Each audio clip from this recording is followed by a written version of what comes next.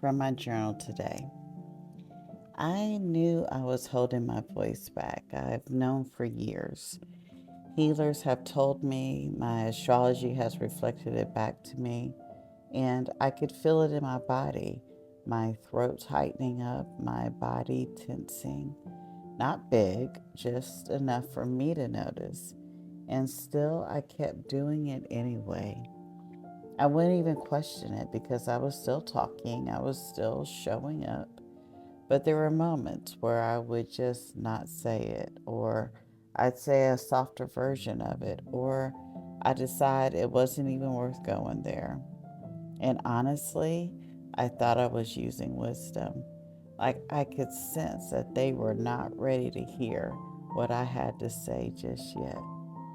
And maybe sometimes that was true. But now I'm sitting with it like, when did wisdom turn into me holding myself back?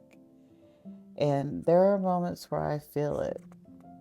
My body does that little tightening thing, and I catch it like, Renita, you do not have to edit yourself anymore like that.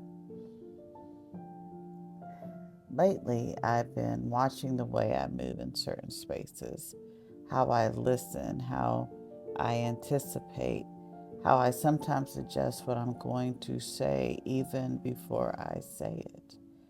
Not because I don't know what I want to say, but because I've already imagined how it might be received. And somewhere along the way, that became a habit. But something inside of me is shifting, not in a loud, declarative kind of way, but more like a gentle returning to myself kind of way. Recently, I found myself saying, I am my opportunity. And I'm still learning what that means, but I know it is not. It's not waiting to be chosen. It's not searching for the right rooms. It's not changing how I show up just to fit the space. It's recognizing that when I do show up as I am, something shifts. I can honor the journeys of others without making them the authority of my own. I can listen without losing myself in what I hear. I could stand in a room and trust my own experience more than the lens that was handed to me. And that doesn't make anyone wrong, it just makes me present. And there is a kind of abundance that doesn't come from what is given to you, but from what you allow yourself to feel, a fullness, a quiet joy, a knowing that says, I am my opportunity. And still, there are moments when the old pattern still shows up, when I find myself shrinking just a little, questioning myself just a little, pause when I could have spoken, but now I see it. And awareness, well, that changes everything. Because the truth is, I was never without access. I was never without a voice. I was never without power. I just hadn't fully chosen to stand in it. So now I move differently.